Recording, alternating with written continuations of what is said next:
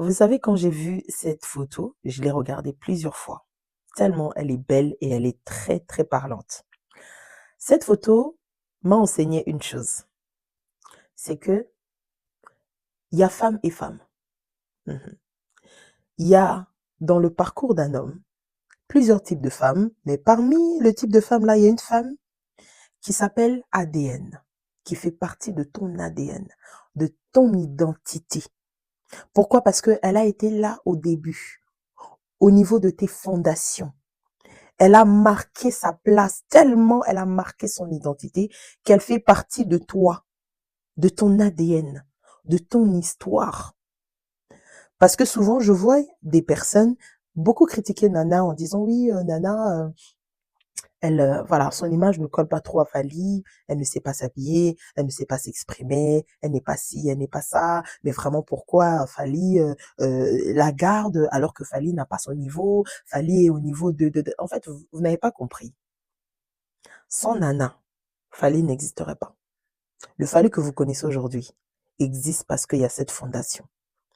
Et même quand vous les regardez, regardez bien, zoomez bien, ils se ressemblent. Oui, ils se ressemblent, ils ont la même tête. C'est lui, en fait, elle est lui, c'est son doublon. C'est vraiment son doublon. Ce qui fait que, si aujourd'hui, Fally fait l'erreur de laisser Nana, il n'aura plus d'identité. Il y a des musiciens qui ont essayé de faire ça. Les femmes qui représentaient leur image, les femmes qui représentaient leur, voilà, qui avaient leur vision comme ça, les femmes qui étaient leur identité, leur ADN. Ils se sont séparés de ces femmes-là. Ils ont perdu quelque chose. Il y a quelque chose qui est parti d'un coup. Et aujourd'hui, ces musiciens-là n'arrivent pas à se retrouver. Eux-mêmes ne se retrouvent pas. Nous aussi, on les retrouve pas. Pourquoi? Parce qu'ils ont perdu leur identité. Ils ont perdu leur image. Ils ont perdu leur fondation. Ils ont perdu la chose qui faisait d'eux ce qu'ils étaient à un moment donné de leur vie. Donc, pour les frères qui vont me regarder, choisissez bien vos fondations. Ne joue pas avec la femme de ta jeunesse. La femme de ta jeunesse, c'est elle ton identité. Tu peux blaguer, hein. Tu peux t'amuser si tu veux, mais la femme de ta jeunesse, c'est elle qui porte tes bénédictions. C'est elle qui porte ta grâce. C'est elle qui porte tes fondations. C'est elle qui connaît tes peurs. C'est elle qui connaît tes débuts. C'est elle qui connaît tes faiblesses. Elle connaît les vraies faiblesses, hein. Pas les faiblesses d'aujourd'hui, du Corée, de beaucoup d'argent, de femmes, de machin. Non, non. Elle connaît les vrais. Les vrais, là. Elle connaît ça. Elle connaît les sous-bassements. C'est pour ça qu'on dit que oui, souvent ces femmes-là, elles sont un peu colériques, elles ont la tête fermée, elles rigolent pas, elles est pas truc. Et du coup, les gens les associent un peu à leur, comment on appelle ça, leur sorcellerie, quoi. Oui, mais c'est elle qui tient l'inzungu, qui porte la marmite de la sorcière. C'est pas la marmite.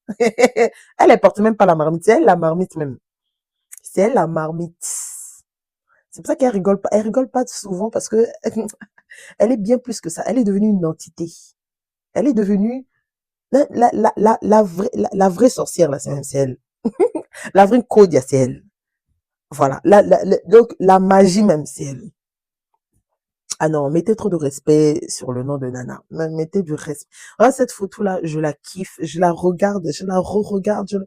Et puis, ça me rappelle, je sais pas pourquoi, ça me rappelle un peu trop l'époque de Mobutu. Ça me rappelle un peu l'époque de Zaïre. En tout cas, ils ont fait un truc chic. Vraiment, j'ai aimé. J'ai pas trouvé un quoi que j'ai rien trouvé de, j'ai aimé. C'est beau. C'est beau.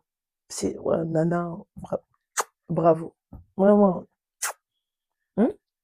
Ouais, je comprends pourquoi vraiment la reine de Saba, ma fan, hein. Mère boss. Tu mérites ta place, ma chérie. Bravo.